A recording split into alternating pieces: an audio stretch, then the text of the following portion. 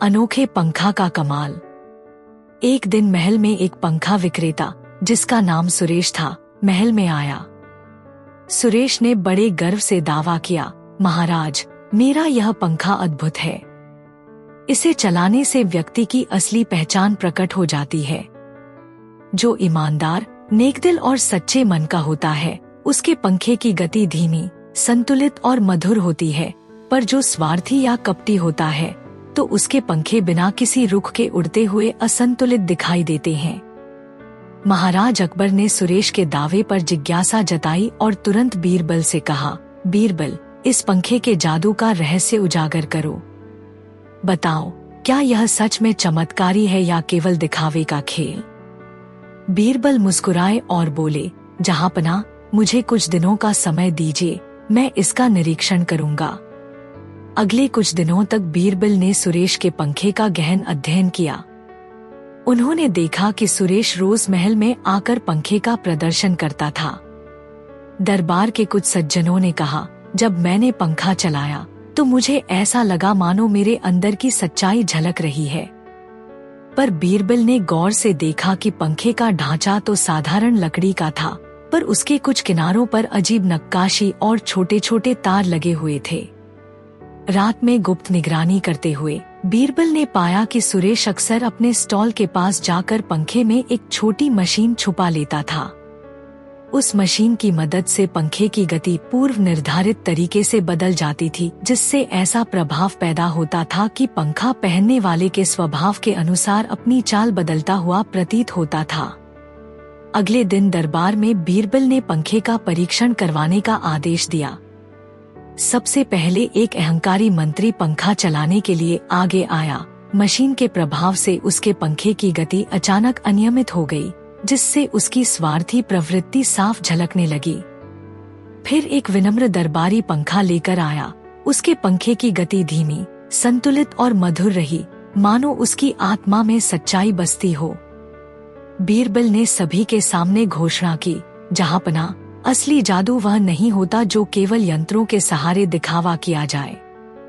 सुरेश ने स्वार्थ में आकर अपने पंखे में कृत्रिम यंत्र छिपा रखे हैं, जिससे यह दावा झूठा सिद्ध होता है। असली पहचान तो केवल उस व्यक्ति में होती है जिसके अंदर की नैतिकता, ईमानदारी और परिश्रम निहित होते हैं, जिन्हें कोई भी मशीन बदल नहीं सकती। महाराज अकबर ने बीरबल की चतुराई की खूब सराहना की और सुरेश को चेतावनी दी, भविष्य में ऐसे छल से राज्य की प्रतिष्ठा पर कोई आंच नहीं आने दी जाएगी। दरबार में सभी ने तालियां बजाईं और यह सीख मिली कि असली जादू इंसान के अपने अंदर छिपी सच्चाई में होता है, न कि केवल किसी दिखावे के यंत्र में। लालटेन का रहस्य। एक दिन महल में एक लालटेन विक्रेता जिसका नाम रमणीकांत था, महल में आया। उसने बड़े गर्व से दावा किया, महाराज, मेरी लालटेन अद्भुत है। इसे जलाने से आपके आसपास मौजूद हर व्यक्ति की असली पहचान सामने आ जाती है। जो सच्चे दिल वाला होता है, उसके पास से लालटेन की रोशनी सुनहरी और स्थिर होती है, पर जो स्वार्थी या कपटी होता है, उसकी रोशनी धुंधली, झपकीली और असंतुलित हो जाती है। महाराज अकबर को रमणीकांत का दावा सुनकर गहरी जिज्ञासा हुई। उन्होंने तुरंत बीरबल से कहा, बीरबल, मुझे बताओ कि यह लालटेन सच में जादुई है या केवल दिखावे का खेल? बीरबल मुस्कुराए और बोले, जहांपनाह, मुझे कुछ दिनों का समय दीजिए, मैं इसका निरीक्षण करूंगा। अगले कुछ दिनों तक बीरबल ने रमणीकांत की लालटेन का गहन अध्ययन किया। उन्होंने देखा कि रमणीकांत रोज महल में आकर लालटेन का प्रदर्शन करता था। कुछ दरबारियों ने कहा, जब मैंने लालटेन की रोशनी देखी तो मुझे लगा कि मेरे अंदर की अच्छाई झलक रही है। लेकिन बीरबल ने गौर से देखा कि लालटेन का ढांचा साधारण लौह का था, पर उसके कुछ हिस्सों पर अजीब नक्काशी और छोटे उपकरण लगे हुए थे। रात में गुप्त निगरानी करते हुए बीरबल ने पाया कि रमणीकांत अक्सर अपने स्टॉल के पास जाकर लालटेन में एक छोटी मशीन छिपा लेता था। उस मशीन की मदद से लालटेन की रोशनी में पूर्व निर्धारित प्रभाव उत्पन्न हो जाते थे, जिससे ऐसा भ्रम पैदा होता था कि रोशनी व्यक्ति के स्वभाव के अनुरूप बदल जाती है। अगले दिन दरबार में बीरबल ने लालटेन का परीक्षण करवाने का आदेश दिया। सबसे पहले एक अहंकारी मंत्री लालटेन के पास आया। मशीन के प्रभाव से उसकी रोशनी झपकीली, असंतुलित और फीकी दिखाई दी, जिससे उसकी स्वार्थी प्रवृत्ति स्पष्ट हो गई। फिर एक विनम्र दरबारी लालटेन के पास आया। उसकी रोशनी सुनहरी, स्थिर और चमकदार प्रकट हुई, मानो उसकी आत्मा में शुद्धता बसती हो। बीरबल ने सबके सामने घोषणा की, जहांपना, असली जादू तो वह नहीं होता जो केवल यंत्रों के सहारे दिखावा किया जाए। रमणीकांत ने स्वार्थ में आकर अपनी लालटेन में कृत्रिम यंत्र छिपा रखे हैं, जिससे उसका दावा झूठा सिद्ध होता है। असली पहचान तो केवल उस व्यक्ति में होती है जिसके अंदर की ईमानदारी, नैतिकता और मेहनत निहित होती है। महाराज अकबर ने बीरबल की चतुराई की खूब सराहना की और रमणीकांत को चेतावनी दी, भविष्य में ऐसे छल से राज्य की प्रतिष्ठा पर कोई आंच नहीं आने दी जाएगी। दरबार में सभी ने तालियां बजाईं और यह सीख मिली कि असली जादू इंसान के अपने अंदर की सच्चाई में होता है, न कि केवल बाहरी दिखावे के यंत्र में। खिड़की का रहस्य। एक दिन महल में एक खिड़की विक्रेता, जिसका नाम विनीत था, महल में आया। उसने बड़े गर्व से दावा किया, महाराज, मेरी यह खिड़की अद्भुत है। इसे देखकर हर व्यक्ति की असली पहचान सामने आ जाती है। जो ईमानदार, नेकदिल और सच्चे मन का है, उसकी छवि खिड़की में स्पष्ट और चमकदार दिखाई देती है, पर जो स्वार्थी या कपटी होता है, उसकी छवि धुंधली और विकृत हो जाती है। महाराज अकबर को विनीत का दावा सुनकर गहरी जिज्ञासा हुई। उन्होंने तुरंत बीरबल से कहा, बीरबल, इस खिड़की के जादू का रहस्य उजागर करो। बताओ, क्या यह सच में चमत्कारी है या यह केवल दिखावे का खेल? बीरबल मुस्कुराए और बोले, जहांपना, मुझे कुछ दिनों का समय दीजिए, मैं इसका निरीक्षण करूंगा। अगले कुछ दिनों तक बीरबल ने विनीत की खिड़की का गहन अध्ययन किया। उन्होंने देखा कि विनीत रोज महल में आकर खिड़की का प्रदर्शन करता था।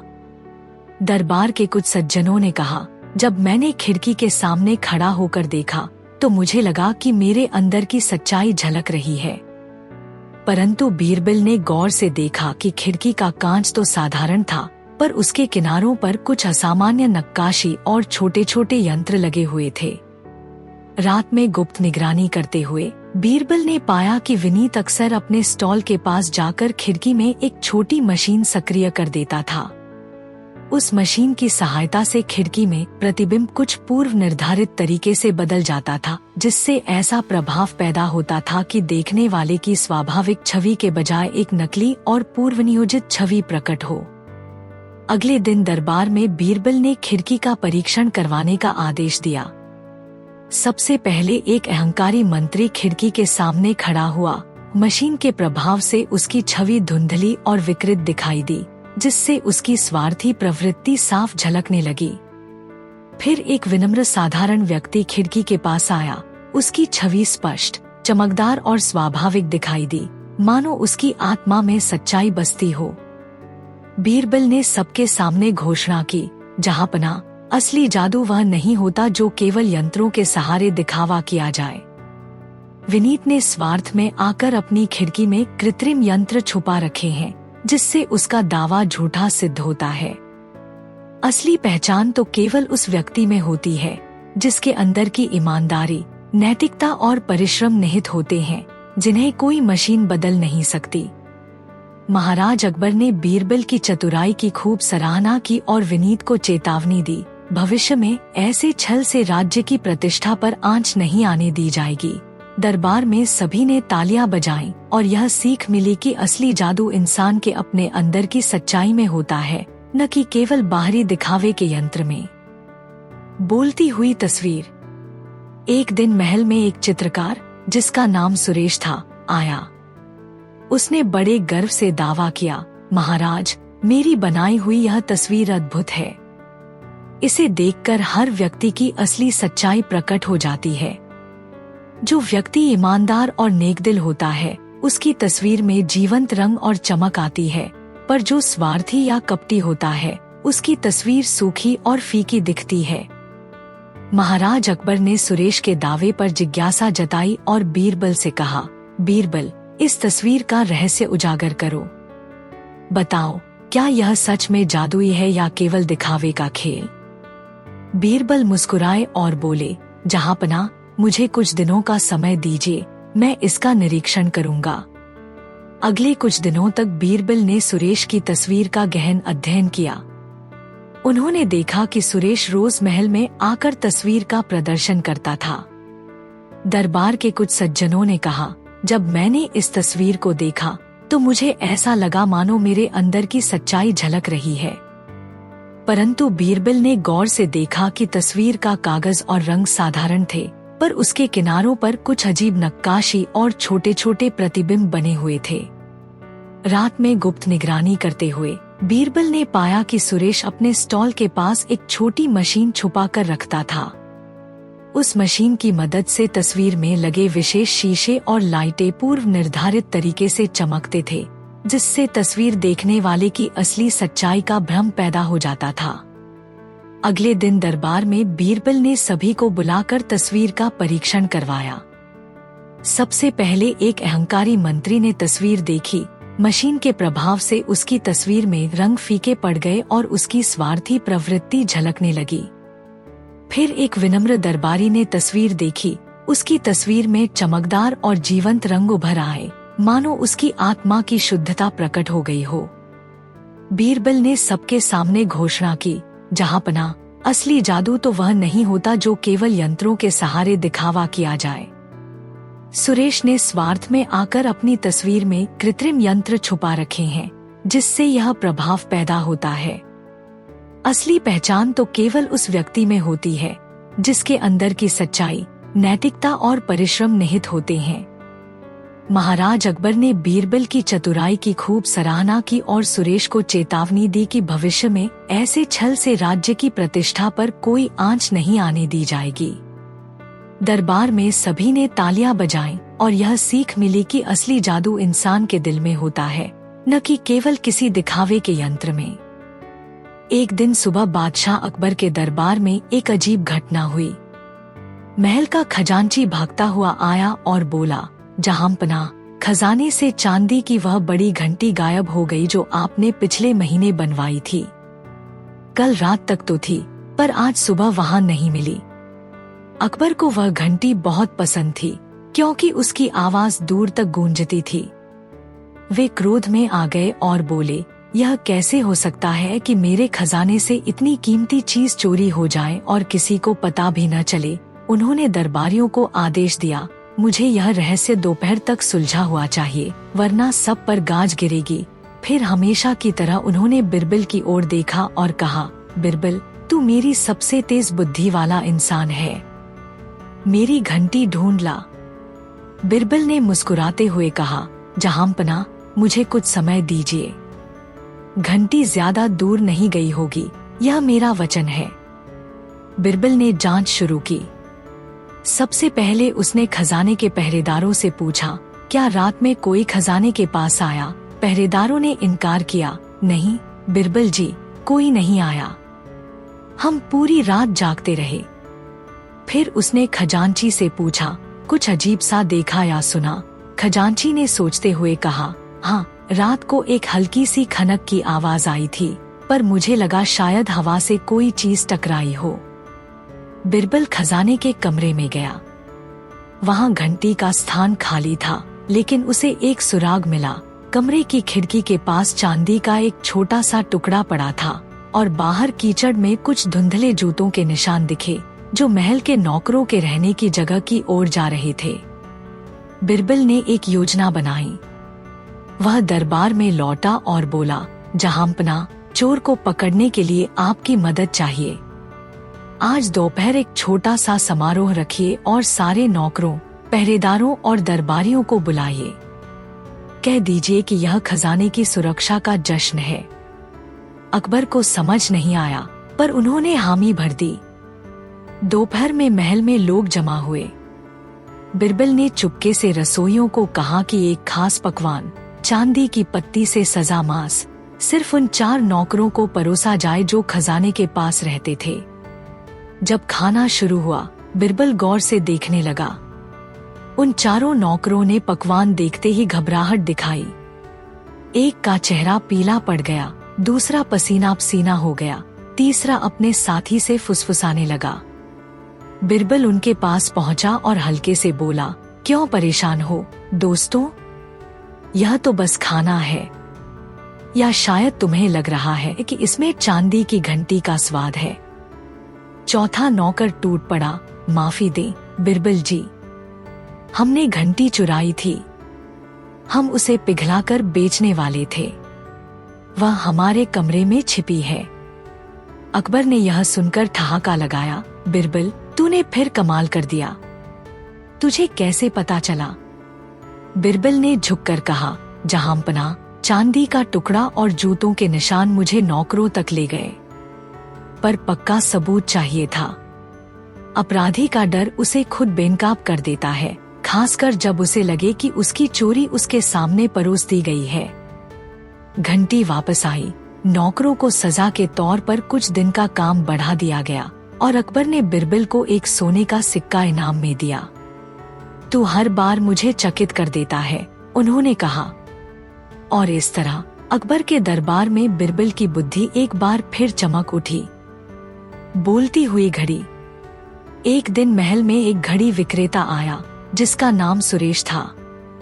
उसने दावा किया कि उसकी घड़ी अद्भुत है। यह केवल समय ही नहीं बताती, बल्कि दरबार में बैठे व्यक्ति के स्वभाव की झलक भी दे जाती है। सुरेश का कहना था, महाराज, मेरी घड़ी अगर ईमानदार व्यक्ति के पास होगी तो उसमें सटीक समय के साथ मधुर धुन सुनाई देगी, पर यदि कोई स्वार्थी या अहंकारी है तो घड़ी का रुख बदलकर धुंधला और अजीब सा समय दिखाएगी। महाराज अकबर को सुरेश का दावा सुनकर जिज्ञासा हुई। उन्होंने बीरबल से कहा, बीरबल, इस घड़ी का रहस्य उजागर करो। बताओ, क्या यह घड़ी सच में जादुई है या केवल दिखावे का खेल? बीरबल मुस्कुराए और बोले, जहांपना, मुझे कुछ दिनों का समय दीजिए, मैं इसका निरीक्षण करूंगा। अगले कुछ दिनों तक बीरबल ने सुरेश की घड़ी का गहन निरीक्षण किया। उन्होंने देखा कि सुरेश रोज महल में आकर अपनी घड़ी का प्रदर्शन करता था। दरबार में कुछ सज्जनों ने कहा, जब मैंने इस घड़ी को देखा तो मुझे ऐसा लगा जैसे समय मेरे अंदर की भावनाओं के साथ बदल रहा है। लेकिन बीरबल ने गौर से देखा कि घड़ी के बाहरी पुर्जे तो साधारण से थे, परंतु उसके अंदर कुछ तार और यंत्र छिपे हुए प्रतीत हो रहे थे।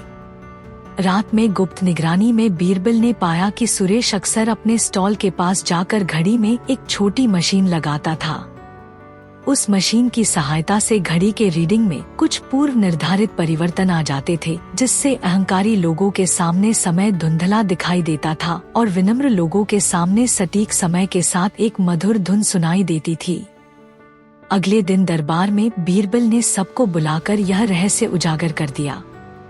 उन्होंने सुरेश से पूछा, क्या तुमने कभी सोचा है कि असली समय तो बस एक प्राकृतिक चीज है, न कि किसी यंत्र से? सुरेश थोड़ा झिझकते हुए कबूल करने लगा, मैं तो बस यह दिखाने की कोशिश करता था कि लोग मेरे दावे पर विश्वास करें।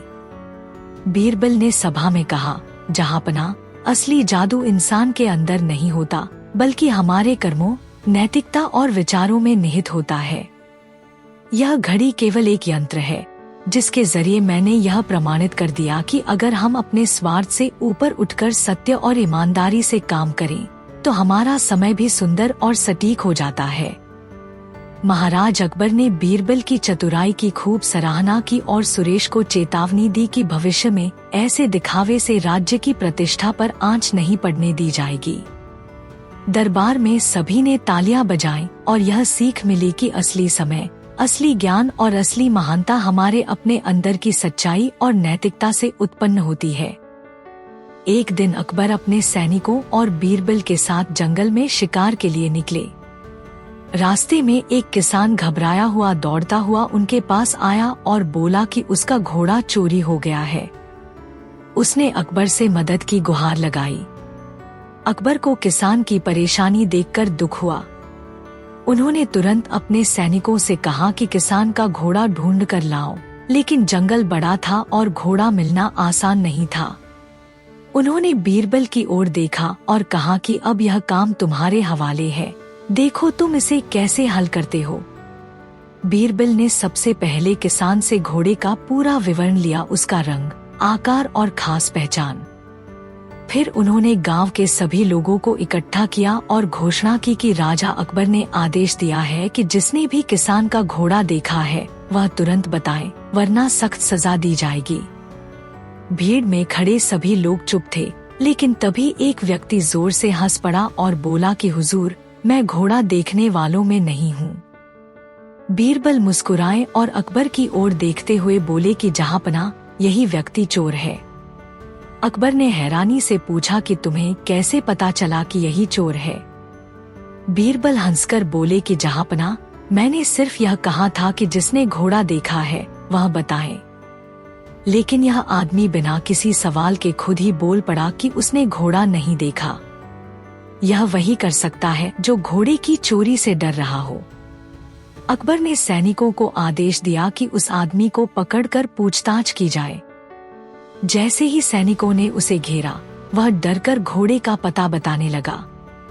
घोड़ा मिलते ही किसान खुशी से झूम उठा।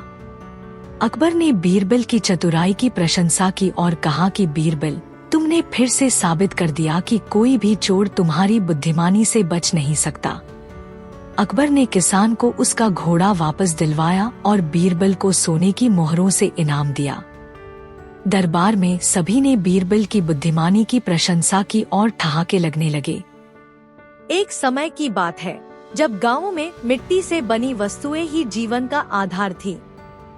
महाराज अकबर के दरबार में अक्सर ऐसी कहानियां सुनाई देती थी जो लोगों के मन में आशा और प्रेरणा भर देती थी।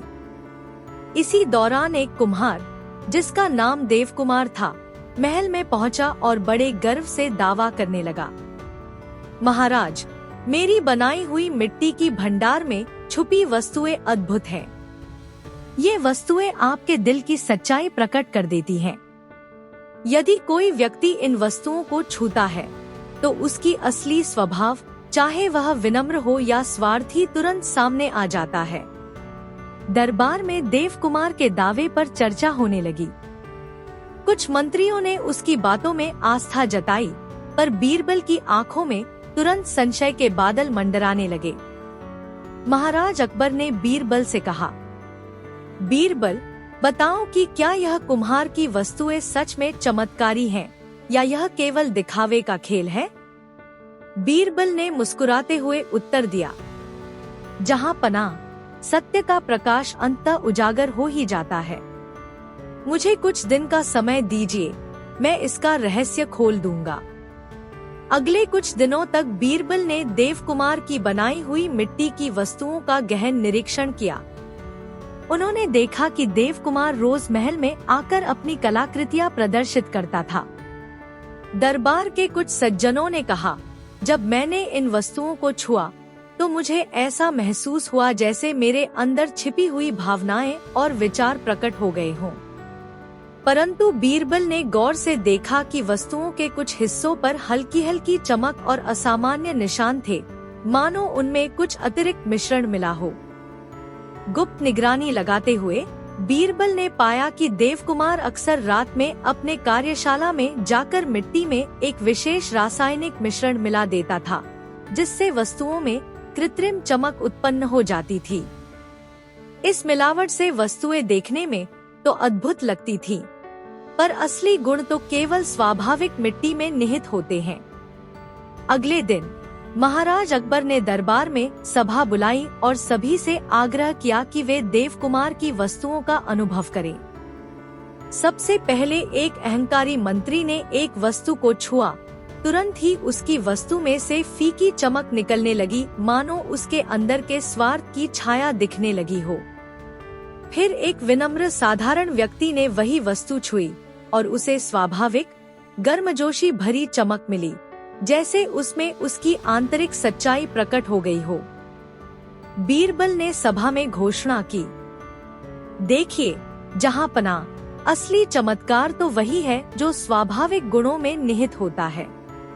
देव कुमार ने स्वार्थ में आकर अपने वस्तुओं में कृत्रिम रासायनिक मिश्रण मिला दिया है, जिससे वे जादुई प्रतीत होती हैं। लेकिन सच्ची महानता तो उस व्यक्ति में होती है जिसके अंदर की शुद्धता, नैतिकता और परिश्रम स्वाभाविक रूप से झलकते हैं। दरबार में सभी ने जोर से हंसते हुए कहा, अब तो स्पष्ट हो गया कि यह केवल दिखावे का खेल था। महाराज अकबर ने गंभीर स्वर में कहा, मेरे राज्य में केवल सत्य, नैतिकता और ईमानदारी का ही स्थान है। जो भी व्यक्ति स्वार्थ में आकर केवल दिखावे का सहारा लेता है, वह अंततः अपनी ही प्रतिष्ठा खो देता है। सच्ची सफलता, समृद्धि और महानता केवल कड़ी मेहनत, प्राकृतिक गुण और ईमानदारी से प्राप्त होती है, न कि केवल झूठे दावों से। बीरबल ने भी कहा, सच्चा ज्ञान और सफलता केवल अंदर की सच्चाई, नैतिकता एवं परिश्रम से प्राप्त होती है। देव कुमार को अपनी चाल पकड़ी गई और उसने विनम्रता से कबूल किया, महाराज, मैंने स्वार्थ में आकर अपने वस्तुओं में कृत्रिम मिश्रण मिलाया था ताकि मेरा दावा सच दिखे। अब मैं सच्चाई और नैतिकता के मार्ग पर चलने का संकल्प लेता हूँ। एक समय था जब राज्य में व्यापारिक गतिविधियां चरम पर थीं। एक धनी व्यापारी जिसका नाम वीरू था, अपने व्यापार में अद्भुत दावे करता रहता था। वह दावा करता था कि उसके पास ऐसे सिक्के हैं जो एक रात में दोगुने हो जाते हैं। वीरू ने अपने सिक्कों का प्रदर्शन महल में करने का निश्चय किया और बड़े गर्व से बोला, महाराज, मेरे सिक्के अद्भुत हैं। यदि आप इन्हें एक दिन के लिए छोड़ दें, तो अगले दिन आपको इनका दोगुना मिलेगा। दरबार में यह सुनकर उत्साह फैल गया। कुछ व्यापारियों ने वीरू की बात पर विश्वास किया, परंतु कुछ में संशय भी उत्पन्न हुआ। बादशाह अकबर ने अपने प्रिय सलाहकार बीरबल से कहा, बीरबल, यह दावा सत्य है या केवल दिखावे का घमंड? मुझे इसकी जांच करवाओ। अगले दिन वीरू ने महल के खजाने में अपने सिक्कों का एक समूह जमा कर दिया। बीरबल ने सावधानी पूर्वक उन सिक्कों की गिनती की। अगले दिन जब वीरू ने दावा किया कि सिक्कों की संख्या दोगुनी हो गई है, तो बीरबल ने फिर से गिनती की। बीरबल ने पाया कि वास्तव में सिक्कों की संख्या में कोई वृद्धि नहीं हुई थी। उन्होंने गहराई से सोचा, क्या वीरू ने अपने पुराने सिक्कों को छिपा लिया है ताकि वह दोगुना दिख सके?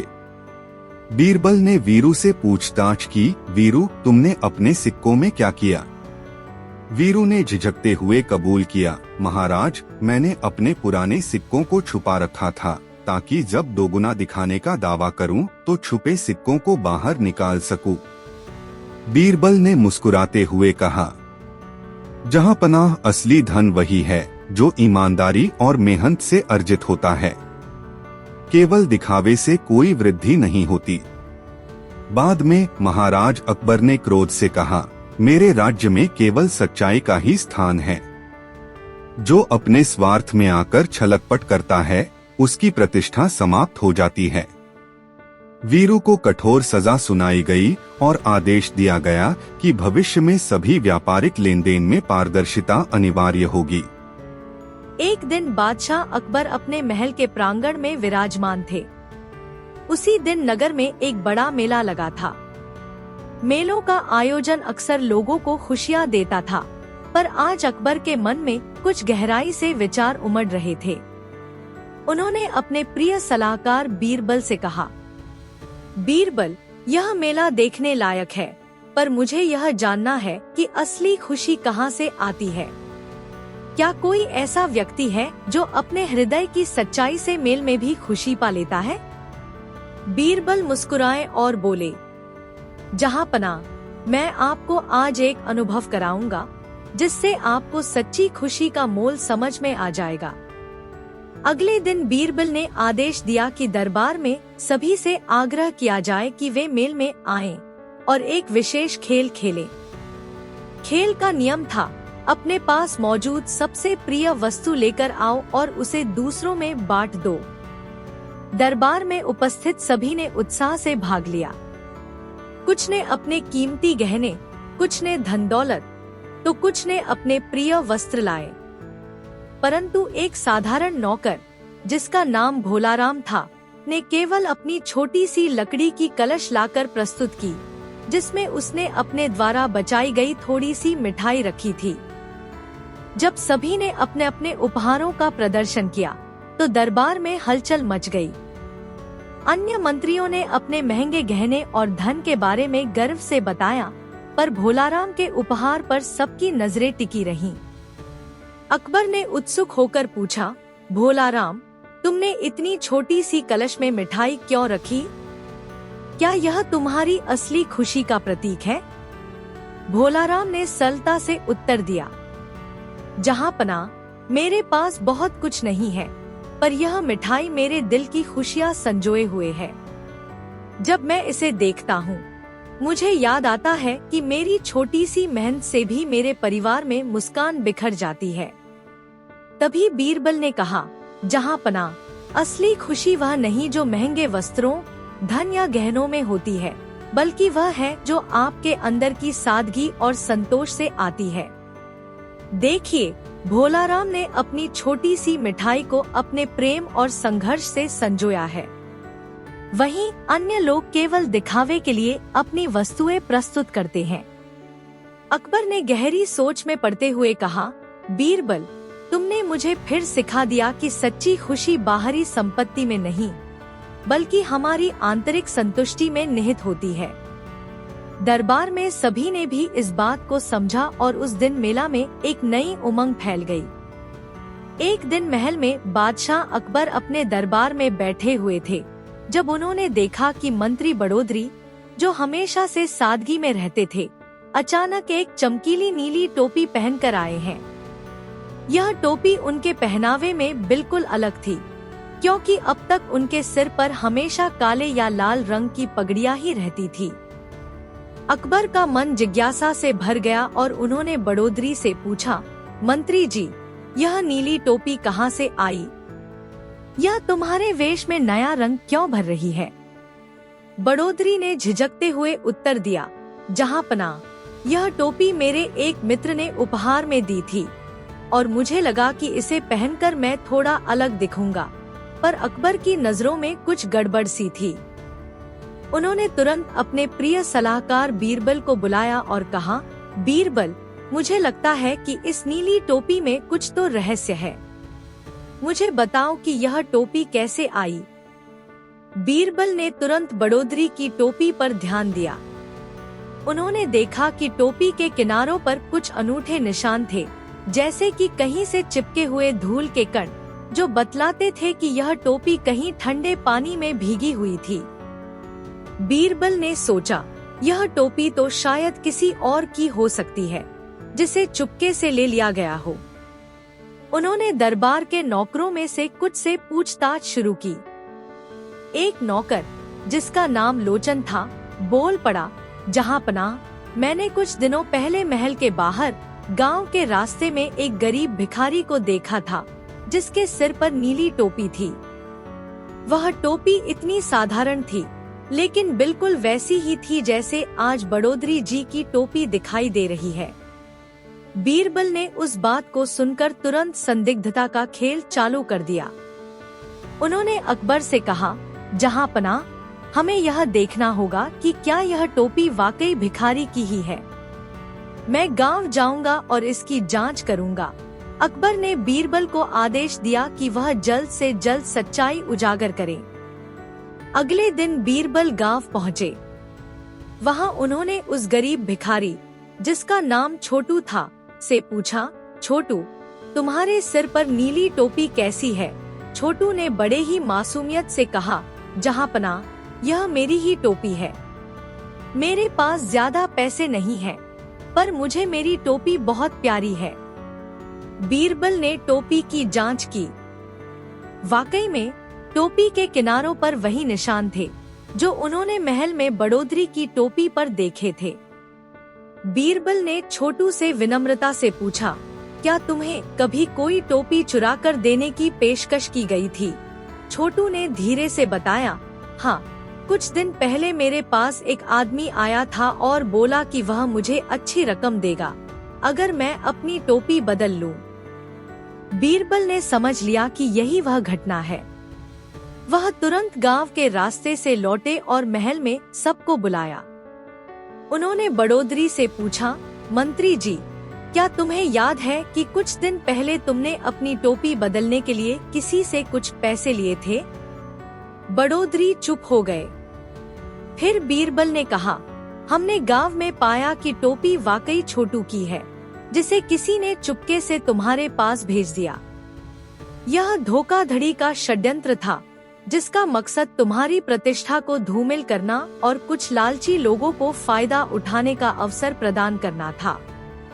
अकबर ने गुस्से से बड़ोदरी से पूछा, क्या तुमने ऐसा किया? बड़ोदरी ने अंततः कबूल कर लिया, जहांपनाह, मैं जानता हूँ कि मैंने उस टोपी को स्वीकार कर लिया था। मेरा यह विचार था कि यह मेरे वेश में नया रंग भर देगा, पर मुझे यह नहीं पता था कि यह चोरी की हुई टोपी है। अकबर ने तुरंत उस धोखेबाज व्यक्ति को ढूंढकर, जिसने टोपी भिखारी से चुरवाकर बड़ोदरी के पास भेजी थी, उसे पकड़वाया। उस ठग ने कबूल किया, मैंने लालच में आकर यह काम किया ताकि मुझे कुछ धन मिले। अकबर ने उस ठग को कड़ी सजा सुनाई और बड़ोदरी को चेतावनी दी कि आगे से वह किसी भी अज्ञात स्रोत से वस्तुएं स्वीकार न करे। एक दिन दरबार में बादशाह अकबर बड़े उत्सुक और गंभीर मूड में बैठे थे। अचानक उन्होंने देखा कि उनके दरबार के कुछ दरबारी और नौकर अपनी पहराव में नई नई चमचमाती चप्पलें पहन रहे हैं। अकबर को यह देखकर आश्चर्य हुआ, क्योंकि महल में सभी की चप्पलें एक जैसी और साधारण थीं। उन्होंने पूछा, यह इतनी सुंदर चप्पलें कहाँ से आ गईं? और क्यों कुछ लोगों के पास 2-3 जोड़ी चप्पलें हैं? दरबार में तुरंत अफवाह फैल गई। कुछ दरबारियों ने कहा कि शायद कोई महंगी चप्पलें लाया है, तो कुछ ने आरोप लगाया कि कोई दरबार में चोरी कर रहा है। अकबर ने फिर बीरबल को बुलाया और कहा, बीरबल, इस चप्पल के रहस्य का पता लगा। मुझे यकीन है कि तुम ही इस गुत्थी को सुलझा सकते हो। बीरबल ने सबसे पहले महल के सभी नौकरों और दरबारियों की सूची निकाल ली। उन्होंने ध्यान से देखा कि कुछ नौकर अपनी साधारण चप्पलें तो पहनते हैं, पर कुछ के पास एक दूसरी चप्पलें भी मौजूद थीं, जो उनकी अपनी नहीं लग रही थीं। बीरबल ने सभी से व्यक्तिगत रूप से पूछा कि उनके पास कितनी चप्पलें हैं और किसका क्या हाल है। धीरे धीरे एक नौकर की बात पर ध्यान गया, जिसका नाम मनोज था। मनोज ने झिझकते हुए बताया, जहांपनाह, मेरे पास 2 जोड़ी चप्पलें हैं। एक मेरी अपनी है और दूसरी मैं पातेगाते दरबार में रखी हुई चप्पलें इस्तेमाल करता हूँ, ताकि मेरे पुराने चप्पलें घिस न जाएं।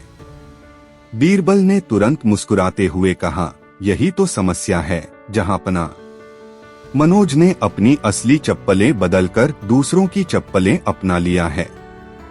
लालच में आकर उसने महल की चप्पलों को चुपके से उठा लिया और उन्हें अपने पास रख लिया, ताकि उसे हर दिन नई लगने लगे। बीरबल ने मनोज का मामला गंभीरता से अकबर के सामने रखा। अकबर ने मनोज की गलती स्वीकारते हुए उसे सजा दी और महल में चप्पलों की सुरक्षा के लिए कड़े इंतजाम करवाए। दरबार में सबने बीरबल की सूझबूझ की दाद दी। उन्होंने कहा, सच्चाई को उजागर करने का काम हमारी बुद्धिमत्ता है। अगर हम अपनी वस्तुओं की सुरक्षा पर ध्यान दें और हर छोटी बात पर सजग रहें, तो लालच और धोखाधड़ी को हम मात दे सकते हैं। एक दिन बादशाह अकबर के दरबार में एक रहस्यमय घटना घट गई। महल के सबसे कीमती सोने की मूर्ति अचानक गायब हो गई थी। मूर्ति को महल के विशेष कक्ष में रखा जाता था, जहां पर कड़ी सुरक्षा थी। दरबारियों ने कई बार सुरक्षा जांच की, लेकिन कोई सुराग नहीं मिला। सब लोग हैरान थे, कभी तो ऐसा नहीं हुआ था। अकबर ने बीरबल को बुलाया और कहा, बीरबल, यह चोरी बड़ी अजीब है। सुरक्षा के बावजूद मूर्ति कैसे गायब हो गई? तुम इस रहस्य को सुलझा दो। बीरबल ने शांत मन से मामले की जांच शुरू की। उन्होंने पहले महल के सभी दरबारियों से पूछताछ की, पर किसी ने भी चोर बनने का संकेत नहीं दिया। फिर बीरबल ने सोचा कि समस्या कहीं और है। उन्होंने महल के आसपास के बाग में निरीक्षण किया और देखा कि वहाँ के कुछ पेड़ों पर नए पत्ते उगाए थे, जबकि पहले वहाँ सूखे हुए थे। बीरबल ने देखा कि बाग के एक कोने में एक छोटा सा सुरंग है, जो सीधे महल के मुख्य दरवाजे से जुड़ी हुई है। उन्होंने तुरंत एक योजना बनाई। बीरबल ने दरबारियों को इकट्ठा किया और कहा, जहांपनाह, मुझे यकीन है कि चोर ने इस सुरंग का उपयोग किया होगा। मैं एक विशेष रासायनिक मिश्रण तैयार करूंगा, जिसे अगर कोई सुरंग के माध्यम से गुजरता है तो उसका निशान साफ हो जाएगा। बीरबल ने अपने मंत्रियों की मदद से वह मिश्रण बनाया और सुरंग में लगा दिया। रात होते ही, जब सब सो रहे थे, एक चोर सुरंग के माध्यम से महल में घुसा। जैसे ही उसने सुरंग में कदम रखा, मिश्रण ने उसके पैरों पर स्पष्ट निशान छोड़ दिए। अगले सुबह बीरबल ने उन निशानों का अध्ययन किया और चोर की पहचान कर ली। बीरबल ने तुरंत सिपाहियों को निर्देश दिया कि वे चोर को पकड़ ले। चोर को पकड़ते ही उसने मुंह खोला और सबको बताया कि उसने मूर्ति को चुपके से चोरी किया, क्योंकि वह खुद को आर्थिक रूप से परेशान महसूस कर रहा था। अकबर ने बीरबल की चतुराई की सराहना की और चोर को सजा दी। उन्होंने कहा, बीरबल, तुमने बिना किसी खुली लड़ाई के चोर की पहचान कर ली। यह साबित करता है कि तुम्हारी सूझबूझ कितनी तेज है। दरबारियों ने भी बीरबल की बुद्धिमत्ता की तारीफ की और समझा कि सही दृष्टिकोण और सूक्ष्म निरीक्षण से किसी भी रहस्य को सुलझाया जा सकता है। एक बार बादशाह अकबर ने गौर किया कि महल के बागीचे में रात को काफी कचरा फैला हुआ मिल रहा है। ताजे फलों के छिलके, कुछ अनजानी चीजों के टुकड़े और मिट्टी के निशान। पहरेदारों को भी नहीं पता था कि यह सब कौन कर रहा है। दिन में सब कुछ साफ रहता, पर रात को न जाने कौन आकर बागीचे को गंदा कर जाता। अकबर ने दरबार में सबको बताया, मैं चाहता हूँ कि इस रहस्य का पता लगाया जाए। कौन हमारे महल के बागीचे में आकर कचरा फैला रहा है? किसी के पास कोई सुराग न था। फिर बीरबल आगे आए और बोले, जहांपनाह, मुझे कुछ दिन का समय दें, मैं ये रहस्य उजागर कर दूंगा। अगली शाम बीरबल ने बागीचे में कुछ खास इंतजाम करवाया। पौधों के पीछे एक छोटा सा छिपने लायक तंबू लगवा दिया और 2-3 सिपाहियों को वहां बैठने को कहा। उनके हाथ में मशाल थी, लेकिन उन्होंने उसे बुझाकर रखा ताकि बाहर से कोई रोशनी न दिखे। बीरबल ने इशारा किया, जिस पल बागीचे में कोई संदिग्ध हलचल दिखे, मशाल जलाकर पकड़ लो। रात गहराई और महल में सब सो गए। तभी करीब आधी रात को हल्की हल्की आहट हुई। बागीचे के पिछवाड़े से एक छोटा दरवाजा था, जिससे चुपके चुपके 2 लोग दाखिल हुए, एक आदमी और उसके साथ एक बड़ा सा बंदर। उस आदमी ने थैली से फल निकाले, बंदर को खिलाए और छिलके इधर उधर फेंक दिए। बंदर इधर उधर उछलकर पेड़ों पर चढ़ जाता, कुछ डालियां तोड़ देता। सिपाहियों ने तुरंत मशाल जलाकर दोनों को घेर लिया। वह आदमी डरकर भागने को हुआ, पर पकड़ा गया। सिपाहियों ने उसे बांधकर बीरबल के सामने पेश किया। पता चला कि वह आदमी काफी शरारती दिमाग रखता था। उसे पता था कि महल के बागीचे में अच्छे फल और शांत वातावरण है, इसलिए वह अपने पालतू बंदर को रोज रात में वहीं खिलाने ले आता। बंदर पेड़ों की डालियां तोड़ता, फूल फल बिखेरता और छिलके फैलाकर भाग जाता। अगली सुबह अकबर ने दरबार में उस आदमी से पूछा, तुमने ऐसा क्यों किया? वह बोला, जहांपनाह, मेरा बंदर शहर के शोर शराबे में परेशान हो जाता था। मैंने सोचा बागीचे में उसे ताजी हवा और फल मिलेंगे। मुझे मालूम था कि रात को पहरेदार कम रहते हैं, सो बस गलती हो गई। अकबर नाराज हुए, तुमने महल के कानून तोड़े और बागीचे को बर्बाद किया। तुम्हें इसकी सजा मिलेगी। बीरबल ने शांत स्वर में कहा, जहांपनाह, सजा जरूर दें, पर इस आदमी को हुक्म दें कि यह कुछ दिन अपने बंदर समेत महल के बागीचे में मेहनत करे, टूटी डालियों की सफाई, पौधों की देखभाल और फूल फलों के रखरखाव का काम। अकबर को यह सुझाव पसंद आया। उन्होंने आदेश दिया कि वह आदमी 1 महीने तक रोज आकर बागीचे में मेहनत करेगा। साथ ही उसे जुर्माना भी भरना पड़ा। इस तरह बागीचे की बिगड़ी हालत सुधर गई और उस आदमी को अपनी गलती का सबक भी मिल गया। अकबर ने बीरबल की तारीफ की कि उसने आसानी से चोर छिपे आने वाले को पकड़वा दिया और एक व्यावहारिक सजा भी सुझा दी। एक दिन अकबर अपने दरबार में बैठकर सोच रहे थे कि बीरबल ने उन्हें कई बार महत्वपूर्ण समस्याओं का हल दिया है। अकबर के मन में एक सवाल आया और वह बीरबल से इस बारे में बात करना चाहते थे। उन्होंने बीरबल को दरबार में बुलाया और कहा, बीरबल, मुझे एक कठिन सवाल का जवाब चाहिए। अगर कोई व्यक्ति सच बोलते हुए भी धोखा दे रहा हो तो उसे क्या कहा जाएगा? क्या सच बोलना ही पर्याप्त है या कुछ और भी होना चाहिए? बीरबल ने अकबर की बात सुनी और थोड़ी देर सोचा। फिर उन्होंने कहा, महाराज, यह सवाल बहुत महत्वपूर्ण है। मैं इसे एक कहानी के माध्यम से स्पष्ट कर सकता हूँ। अकबर ने कहा, बिल्कुल बीरबल, मुझे तुम्हारी कहानी सुनने में रुचि है। बीरबल ने कहानी शुरू की। बहुत समय पहले की बात है। एक गांव में एक व्यापारी रहता था। उसका नाम था राघव। राघव बहुत चालाक था और हमेशा नए नए तरीके से कारोबार करता था। वह अपने ग्राहकों को सस्ते दाम पर अच्छा माल बेचने का वादा करता था, लेकिन असल में वह खराब और घटिया माल बेचता था।